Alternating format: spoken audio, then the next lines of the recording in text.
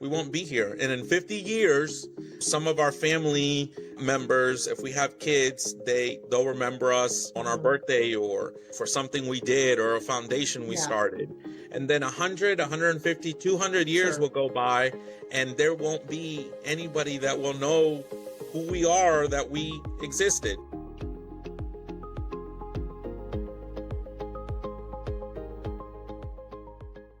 Welcome to this episode of Bits by Bacon. I am your host, Misty with Bacon Realty Group, and my guest today is my friend Pierr Castillo, President and CEO of Top Star Marketing right here in Houston.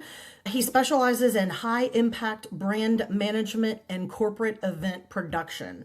He has years of sales and marketing experience, and he has expanded his business portfolio to CEO of Bravo Party Ventures and a franchise owner of Fajita Pete. Welcome, Pierr. Thank you for joining me today.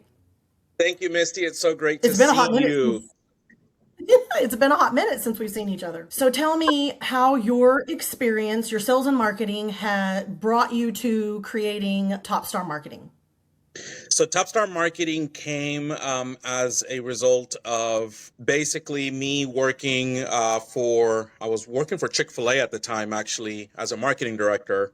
So I always tell people in my past life, I had 3 jobs. The first one was working in financial services for Citigroup. Then the second one was in retail, working for Ashley Furniture. And then the third one was at Chick-fil-A, where I got to be a marketing director in the Houston area. As a result of those roles that I had, I knew that what always ended up happening in those employee roles was me going to the boss or me coming up with promotions, me coming up with ways to help the business using promotions, using events, sponsorships, community outreach. And I think that's sort of how I ended up making Chick-fil-A as my last stop, because that's one of the key primary drivers of their marketing strategy, the community outreach and those kind Right. of things. And so that it just became something very true and kind of natural to what I was good at and what I really, was passionate about. And so I was like, let me see what would happen if I branched out on my own. So Top Star Marketing was Yeah. born in 2000. We actually Okay. just had a meeting last week about getting ready for our 15-year anniversary in coming up in a few short months in 2027. Just crazy Awesome. to think that it's how quickly 15 years comes and goes. But that's basically where Top Star Marketing was born back in 2012, with my desire to Wow. help other companies besides just Chick-fil-A on how to Right. build their brand and how to use events, promotions, and community outreach to grow their business. And that must have been, I must have met you shortly after that, because did we meet at the Toastmasters or did we meet at the chamber? We met around that time, I believe, with the chamber. Part of this community outreach that I always talk about, growing your brand from the inside out, is this idea that the first thing you got to do is go join your chamber. That's where Right. you're going to meet all the people in the local business community. And so to me, it's not even when I talk with clients, it's part of the plan. It's not even, Sure. we're going to sit down and talk about pick out the list of the things that you want to do. Do you want to do some billboard? Do you want to do some social media ads? We do vet through those things, but the chamber is one of those. Okay, so after we join the chamber, Tried and true. then we figure Yeah. out what we're going to do after that. So yeah, to your Right. point, I think that's how we met at Toastmasters. And it was probably around that time, because then in 2016 is when I bought my first house, and I had the honor of using the best realtor. And so that's how that happened. That's awesome. And then you started, or you tell me about the Bravo party. You took it over, right? Or you took over a party, like not Party City, but a store that was already there. You took it over and then you opened a second location. Yeah, so Bravo's been an interesting, was my most challenging and daunting project yet, because I've got four entities, if you want to call it that. But in essence, after Top Star Marketing was born in 2012, then a couple of years later came Top Star Events and Entertainment, which was an arm of event production and entertainment booking. So that came in 2015, and then in 2019 we did a parent-child company structure within my businesses and came Top Star Group. And then as we were looking to expand and take on different projects, COVID came in 2020. Yeah, And so in the middle yeah. of 2020, or in the middle of COVID, I should say, I got this crazy idea of opening a retail party supply store. So I leaned back into my Ashley Furniture retail years and thought, Right. why don't we create something that mimics this idea that Party City had. And Mhm. so in 2021, I launched Bravo Party and rounded up some investors. And we opened up a store in League City. And then shortly Mhm. after that, I had the opportunity to acquire a store that was already running and in Victoria, Texas. That was basically the big project that came after COVID. And we've had our challenges, and it's been a mountain climb nonetheless. Yeah, But sure. we're still standing and figuring out how to pivot, how to make sure that we stay alive. And Yeah, retail and just business overall it was a real big challenge for everyone after sure. COVID.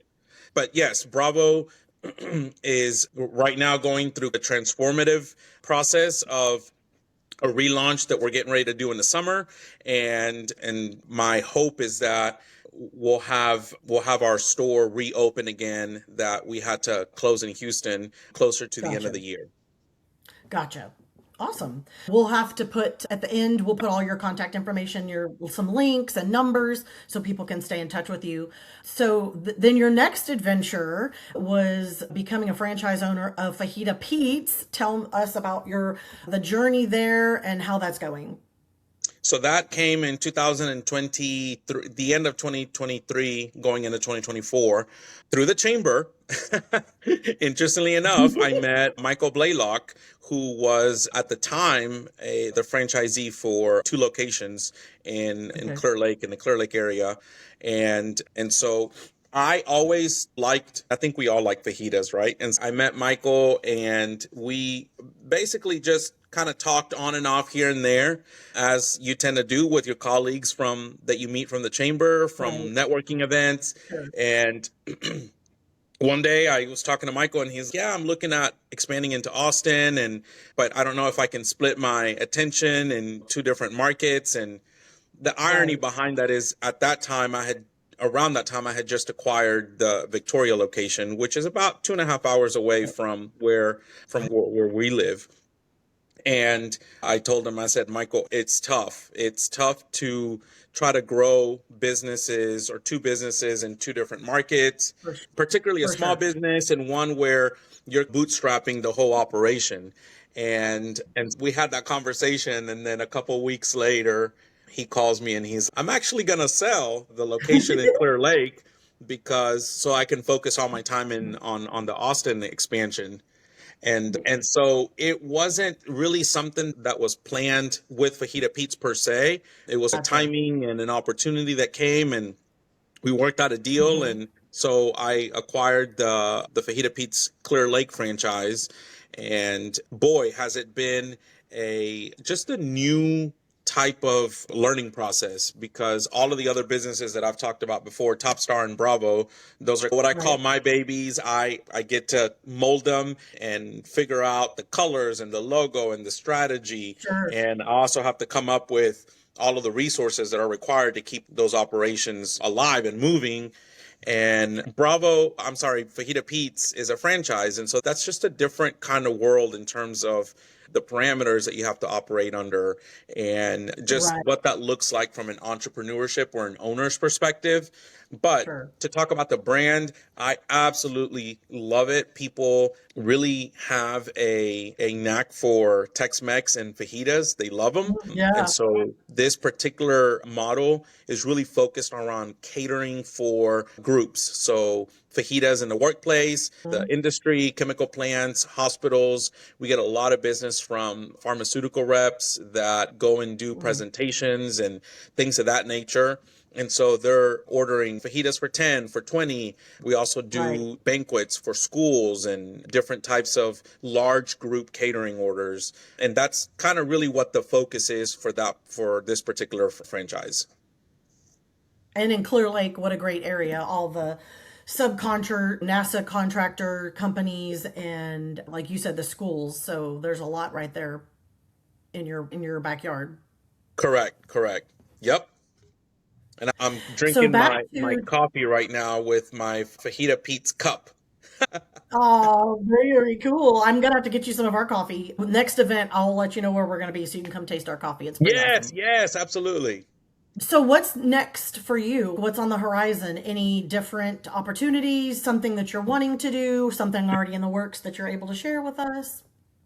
So right now I am reworking the infrastructure side of my different entities, and obviously Hmm. keeping the Fajita Pete's machine running and making sure that it's fully staffed, that it's got all the resources that it Right. needs so that it can be successful. And then really kind of going back to looking at the marketing agency, and the plan with that right now is to what I consider a niche down strategy on figuring out what are the type of clients that we really want to engage with within specific industries like hotels, restaurants, and theme parks. So Hmm. those are the three buckets that we've identified. We've had a lot of success with in the past 14 years, and we want to kind of go back and do a relaunch with a focus on those three particular buckets. So Right. that's Perfect.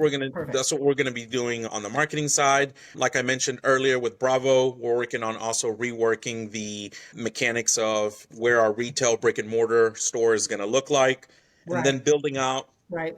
digital infrastructure, which was something that I think in full transparency, I didn't put a whole ton of energy and time into that particular aspect, because when you have a brick and mortar, Hmm. that's your brick and mortar store is your real estate. And so you want to try to figure out the Sure. best way to drive traffic to that brick and mortar store. But with technology For and sure. social media and even AI, there's almost a whole different set of strategies and infrastructure that's got to be set up on the digital side.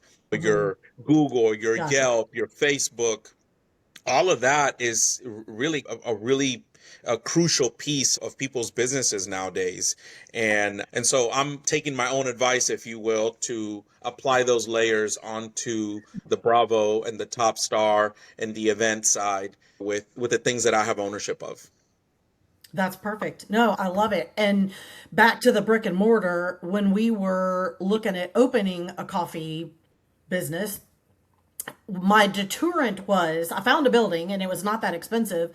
It was the insurance was going to be $15,000. And I'm like, a year? And they're like, yes, Misty. And I'm like, we're going to spend thousands of dollars on marketing, praying that people come to us. And so that's why I like our philosophy was to we got a trailer, now we're mobile, we're going to events, we're getting our name out there, we're getting busier, but then very quickly finding, okay, we need a location because now everybody loves our product, but someone from Cyprus is not coming to Clear Lake and someone in Clear Lake's not coming to Baytown. So anyway, it's definitely an interesting dynamic. So you started where Fajita Pete's, you already had the location and you already had that awareness, and now it's just driving more business to you. And kudos to you. And I have tried it. It is delicious. Love the queso. I'm a big queso girl. We'll have to do like a trade, an exchange of some coffee for some fajitas. Yes, that sounds amazing. We'll have to, so we'll do a client appreciation party in your parking lot, kind of like you did for your grand opening or Yeah, reopening. yeah. We'll do my client appreciation party. We'll have fajitas and coffee. Yeah, it's interesting that you mentioned that just kind of that exercise of looking at a brick and mortar for your coffee place, figuring out what the resources that were going to be required for that to be successful, from insurance to the marketing spend. And we one of the things I'd like to share with people, and something really that I've learned over the last 15 years being in business, is that you hear a lot of people talk about on YouTube videos, and the gurus and stuff talk about this is really important. Mhm. This is really important. This is really important.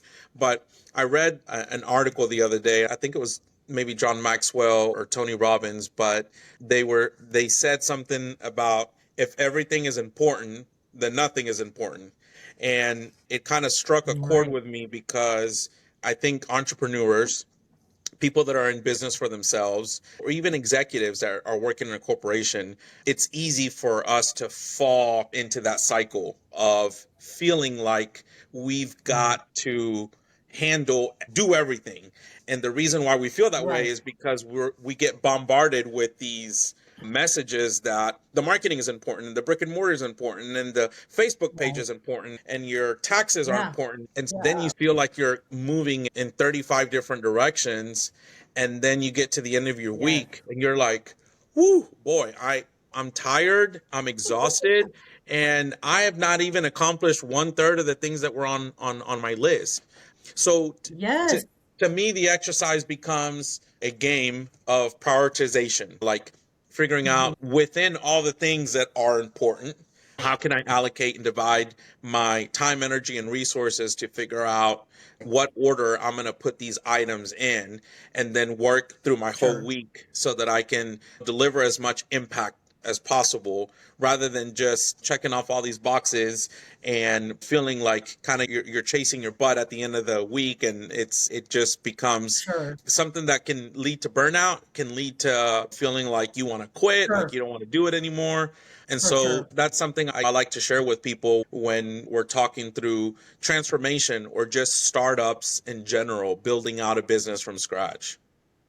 And learning to delegate. I think for me, that was my biggest challenge, was learning to delegate, whether it's marketing or going to show properties or whatever. I'm like, I needed to figure out what worked best for me in my model, and having people to go show property for me, or a service to go show property for me, sometimes is what needs to happen because I need to be here to do, like you said. I feel like you know how at the used car salesman or businesses, they have the little blow up things that do this. I feel like Yeah. that's me every day, but I have 8 hands, 8 arms. And it's like you say, I have these checklists and I've checked off 10,000 things, but there's a million other things that still need to get done. And yeah. So being an entrepreneur is awesome. It's not, I think some people are like, oh yeah, I love you. It's look like you're free. You have all this time. And I'm like, I may make it look easy, but it's not. It's definitely not for the faint of heart, Absolutely. juggling all the things. Yeah, which you do very well. So, my final two questions for you, one being, what would you tell your 22-year-old self? What words of wisdom, what guidance would you tell your 22-year-old self? You're Oh my still pretty goodness, young and you've Misty. done a lot, and Are we you've done a really lot going there? for your age. Yes, we are. I want to know, what Let's would you talk tell your about age. 22-year-old self? Exclusive on your podcast. Let's talk about age. So in July, I'm celebrating a milestone birthday, and I've spent considerable amount of time thinking about what that means for me, because it's the big 4-0. And so I've got my Centrum Silver on auto ship with Amazon. But the big 4-0 is around Eat the better. corner, right? And so I think Yeah, about what does the next 5 years, 10 years, 20 years look like? Where am I in my right. position with my businesses, with my community, in my family? This whole idea of dynamics that evolve and change over time with just parent child relationships, what the Sure. kind of dynamics and relationship, the dynamic of the relationship between me and my parents when I was 22, when I was 20, when I was 18 looks a little bit different, Sure. should look a lot different today at 39 For than sure. it did 15, 20 years ago. And so Right. I think the takeaway for me, or the exercise for me, has been to really pause and reflect on those different avenues, those different dynamics in terms of where we stand, Mhm. where I stand today as a business Mhm. owner, where I stand today as a friend. I Right. keep reading these things on Instagram and on social media about once you turn 40, then you're going to be glad when your friend calls you and says, I need to cancel tonight, blah, blah, blah. And it's a video and the person's, thank God. And then they go and lay down in bed and they're like, I can be in bed by 8 or 9. And it's like these Oh. silly memes that are like half silly and half truth. They're like, okay, Right. what's Right. really happening Right. here? It makes me think about just that the dynamics of our relationships should be evolving, and we've got to Mhm. ask ourselves, what does that evolve look like? And am I good? Am I Right. happy with my where my relationship with my parents look like today? Where something that you don't think about Sure. is when you're young, you think your parents are going to live forever. But as you get older, you start working through questions that you didn't 20 years ago, and that your parents aren't going to be around Right. forever. Right. Your friends, your For sure. circle of friends, your tribe, for lack of a better word, you become more selective about who your tribe is and what that means. And people also go in different directions in terms of building out a family, Right. focusing on their career, falling into Sure. health scares. There's all kinds of things that happen to people, Sure. and that influences the dynamic that Sure. that becomes your tribe, your circle. I would say that for me, that's something that I like to think about a lot and reflect, because it gives me a point of reference from 5, 10, 15, 20 Yeah. years ago, where those relationships have evolved. And then for me to think about what my role in them is, and am I good with that? Right. What are things that I need to Sure. change? The beautiful thing is that I'm in good health, and I feel that I'm blessed. I'm infinitely blessed, because all of those Mhm. reflection points I can reflect on. And then if there's something that I'm not comfortable with, that I don't like, I've been uh, uh, what I consider to be not the highest quality friend, or not the highest quality son, or not the highest quality brother, or not the highest quality community member. Any of those places where I feel like I fall Mhm. short, I can go and do something about it. And so I don't know if that's an exaggerated way of thinking about a milestone birthday, but it certainly is something that is top of mind for me as I think about turning the big 4-0. For sure. Yay. Yeah, I remember when I turned 40, I went out to eat with some friends. I think it was Beyond Burger in Texas City or Lamarck, and like a ton of people. And I remember just being silly with everybody at my normal self and thinking, dude, I should not be, I was not mature, is what I'm trying to say. And I felt like they shouldn't allow me to turn 40. Like I felt like I should have been more mature or had this I don't know. At 22 I had a moment where I was like, okay, I'm an adult now. My mom and dad, they're my safety net, but I'm on my own now. And I feel like 40 was similar in that it's okay, I feel like I should be a little more mature, a little further along in life than I was, but anyway, And it's I also think each of about, us like, are experiences. I think about how when we're super young, or even as kids, we're always trying to be, we want to appear older, we want to drive as soon as we possibly can. And so we want to make the time zoom forward. But as a mechanism of us being like older, we want to be older. And then we cross over into this Right. completely opposite dynamic where we're like, okay, now For sure. I'm trying to stop the time from going by so fast. But all that to For say is sure. it should deliver a great amount of opportunity to reflect and to feel. I like to think of it as I everything that I reflect on, I've got to build some sort of empowering statement around it. Okay, Sure. what does this look like? And then what do I like or not like about it? And then how can I operate out of a position of empowerment where I can say, I can change this, Right. and how can I change it? What kind of habits do I need to rebuild, put back into my life? What Sure. habits do I need to shed and take off? And Sure. a lot of it is going to boil down to the relationships that you have, the tribe that you have, the people that you talk to, Right. the people that you spend time with. So it almost, for me, is a full circle moment of some of these things that my parents, my mom and my dad used to tell me when I was a teenager, and I would roll my eyes, right, and be like, oh God, so annoying, blah blah blah. Yeah. And I'm like, oh Yeah. my God, they were right. It's so true. Yeah. Wow. That's funny. Last question. What do Yes. you want to be remembered for? What do I want to be remembered for? Two things come to mind. That's a that's a loaded question. But two things come to mind. The first one It is. is I just watched Gary Vee on a keynote, and he said something that sounded kind of silly, but you are going to be dead a lot longer than you are alive. You're going to be dead a long time. It's okay. And he's talking about this little gap, this little itty bitty little gap that you're alive for. Are you squeezing the juice out of every single day? And Mm, to me, this idea of waking up to take the first 20, 30 minutes out of your day to either say a prayer, do yoga, do breathing exercises, do something that starts with you. I feel mm, like for a while I fell prey to this idea of opening up my phone as soon as I woke up, and opening up my phone and checking my inbox, and then checking my right. banking accounts. And what that does, or checking my text messages, what that does is it puts everybody else's agenda on as a starting point for your day, because you get that email Sure. from Sure.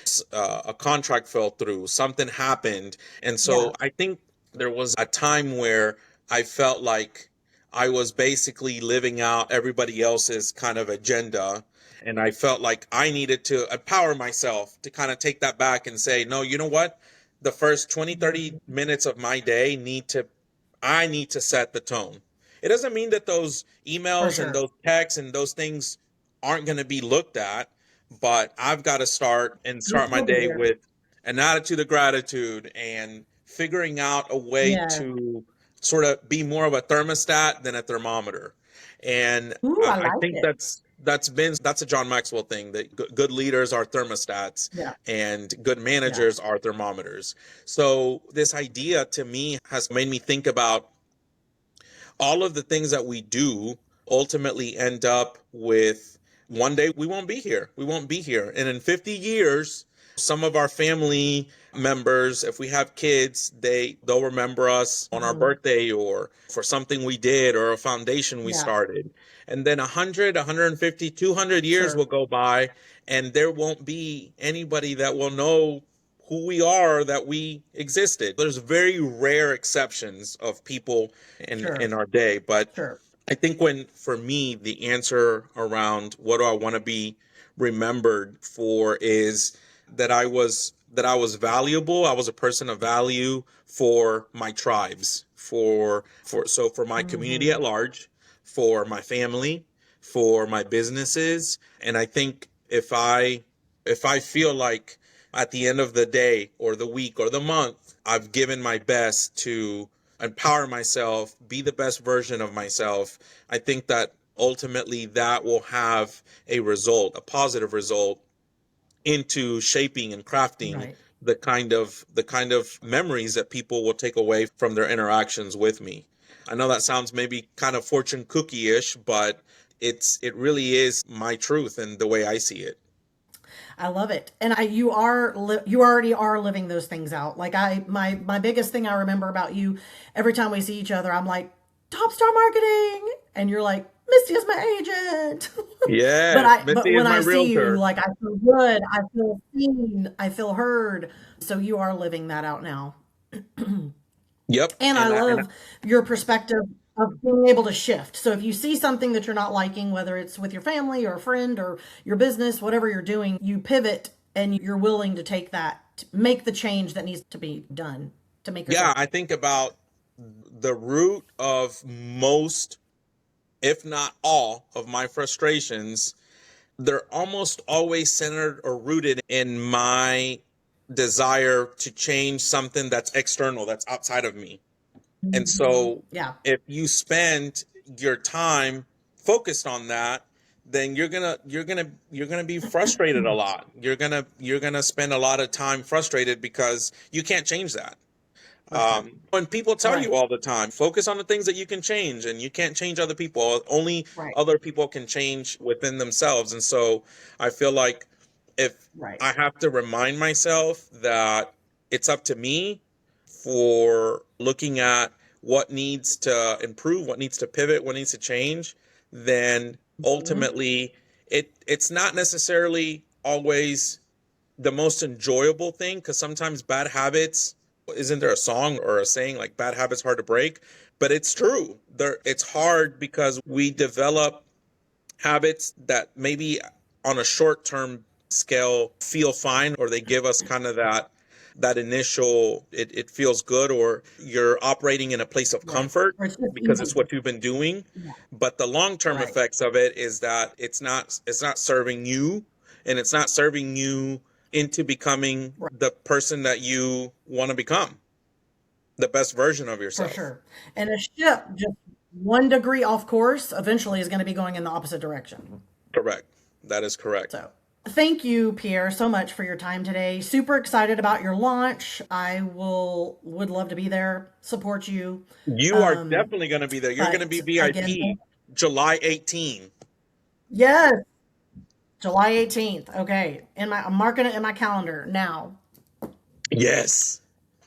Thank you again for being here. And everybody remember, everybody loves bacon. Thanks for hanging out with me on Bits by Bacon. Be sure to follow, leave a review, and send this to that friend who always wants the inside scoop in and around the Houston area. I'll see you next time with more stories, real estate talk, and a little bit of everything in between. And remember, everybody loves bacon.